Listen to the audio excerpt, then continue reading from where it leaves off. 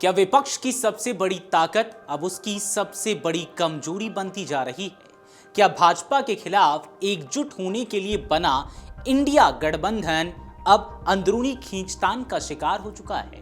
और क्या 8 जून की अहम बैठक से पहले सामने आए घटनाक्रम विपक्षी राजनीति की दिशा बदल सकते हैं? बैठक अभी हुई भी नहीं है, लेकिन उससे पहले ही गठबंधन के कई बड़े सहयोगी दलों की नाराजगी खुलकर सामने आ गई है।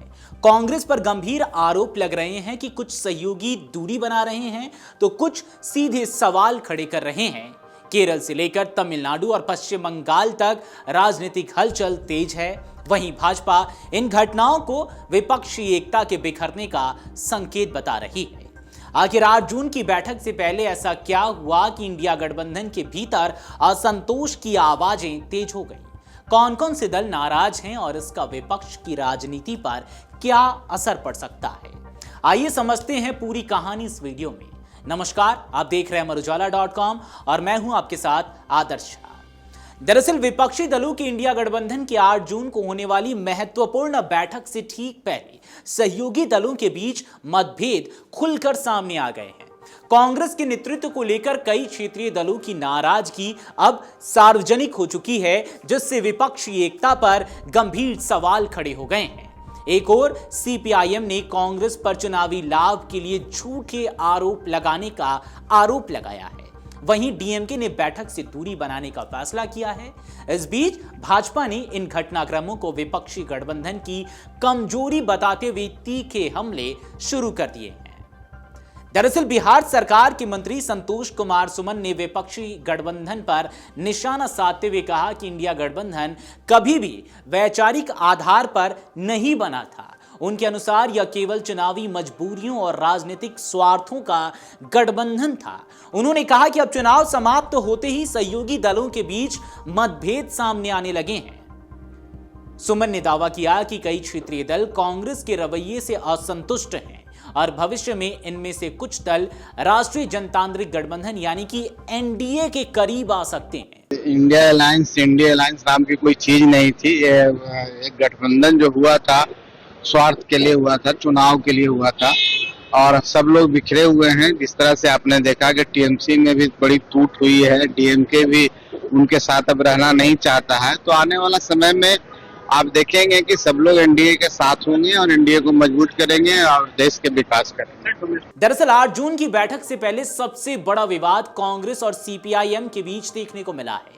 सीपीआईएम महासचिव एमए बेबी ने कांग्रेस अध्यक्ष मल्लिकार्जुन खड़गे को पत्र लिखकर पार्टी की नाराजगी जाहिर की है।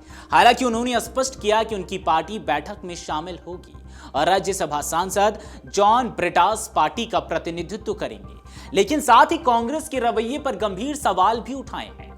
अपने पत्र में एमए बेबी ने आरोप लगाया कि केरल विधानसभा चुनाव के दौरान कांग्रेस नेताओं ने लगातार यह प्रचार किया कि सीपीआईएम और भाजपा के बीच कोई गुप्त समझौता है।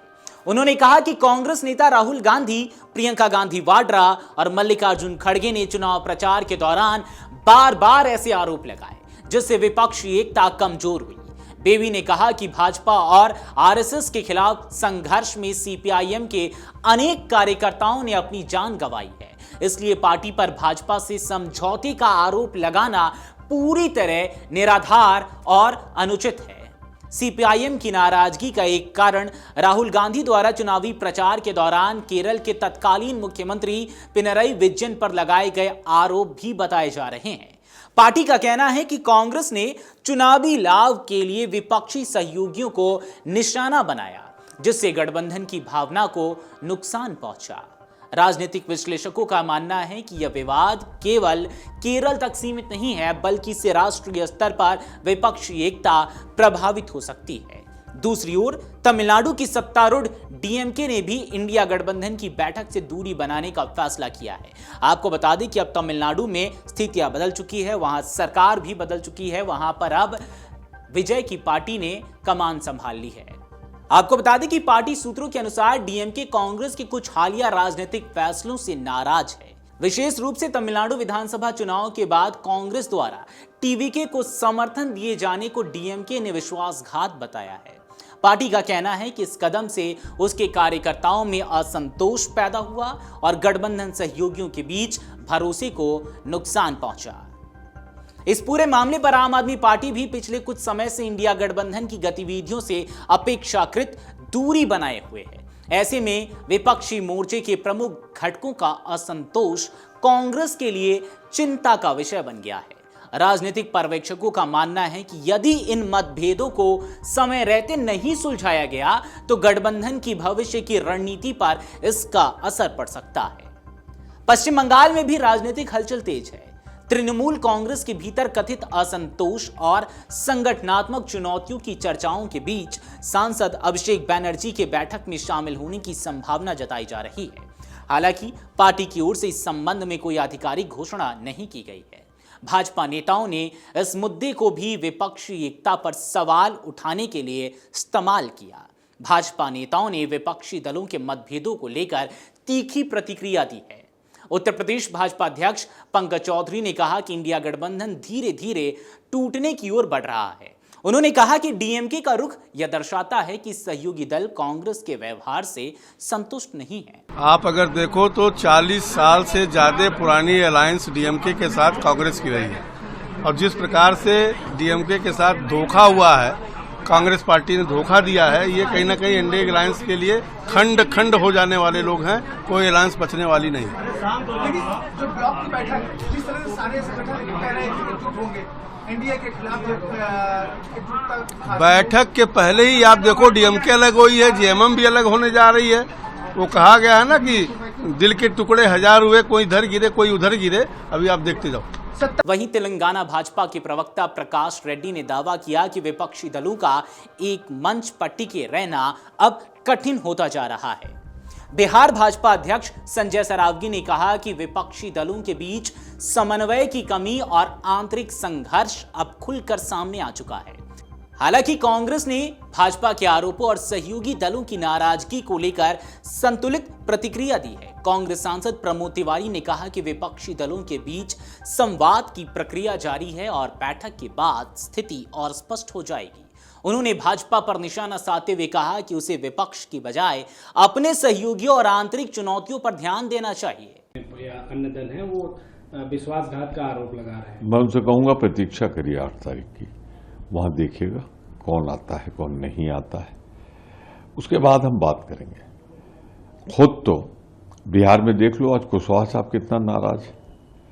वो आपके गठबंधन के सदस्य ना, उनका बेटे को एमएलसी बनाया और टिकट नहीं दिया है भी। मंत्री कैसे रहेगा? यहां उत्तर प्रदेश में देख लो, निषाद जी कल बोल गए हैं, संजय जी, कि यहां तो तानाशाही। तो जरा अपने दामन में देखो तुम्हारे मंत्री क्या बोल रहे हैं। हमारा घर मत देखो। हम तो जो इतिहास आपका है ना, राजनीतिक जनता की नाराजगी, हम रणनीति बनाएंगे और अगले चुनाव में ये महंगाई बेरोजगारी आपको ले डूबेगी। राजनीतिक दृष्टि से 8 जून की यह बैठक बेहद महत्वपूर्ण मानी जा रही है। विधानसभा चुनावों के बाद विपक्षी दल अपनी आगे की रणनीति, संसद के भीतर और बाहर सरकार को घेरने की योजना और भविष्य के राजनीतिक समीकरणों पर चर्चा करने वाले हैं। लेकिन बैठक से पहले सामने आए मतभेदों ने विपक्षी एकता की मजबूती को लेकर नए सवाल खड़े कर दिए हैं। अब सभी की नजरें इस बैठक पर टिकी है कि क्या कांग्रेस सहयोगी दलों की नाराजगी दूर कर पाएगी या फिर इंडिया गठबंधन के भीतर दरार और गहरी होगी। बहरहाल जो तस्वीरें सामने आ रही है वो चाहे डीएमके की तरफ से हो या फिर अन्य दलों की तरफ से हो, सीपीआईएम की तरफ से हो, कुल मिलाकर यह देखा जा रहा है कि विपक्षी एकता जो है वो अपने हाशिए पर है, वो टूटने की कगार पर है। ऐसे में बिहार सरकार में मंत्री संतोष सुमन का यह बयान बहुत मायने रखता है और ये देखना भी दिलचस्प होगा कि 8 जून के बाद ये जो इंडिया गठबंधन में तमाम जो सहयोगी दल हैं, ये जो घटक दल हैं इंडिया गठबंधन के, उसमें से क्या वाकई किसी दल का रुख एनडीए की तरफ बढ़ता है, क्या वो एनडीए में शामिल होते हैं या फिर नहीं, ये तो आने वाला वक्त ही बताएगा। लेकिन इस बीच 8 जून जो तारीख है वो बहुत ज़्यादा मायने रखता है। 8 जून को तस्वीरें बहुत हद तक सामने आ जाएंगी और चीज़ें साफ भी हो जाएंगी। आपको क्या लगता है, क्या वाकई इंडिया गठबंधन के ये जो बड़े पार्टी हैं, ये एनडीए में शामिल हो सकते हैं या नहीं? जो भी आपको लगता है कमेंट सेक्शन में जरूर बताएं। अगर आप ये वीडियो YouTube पर देख रहे हैं तो हमारे चैनल को सब्सक्राइब कर बेल आइकन दबाएं और Facebook पर देख रहे हैं तो हमारे पेज को लाइक करें।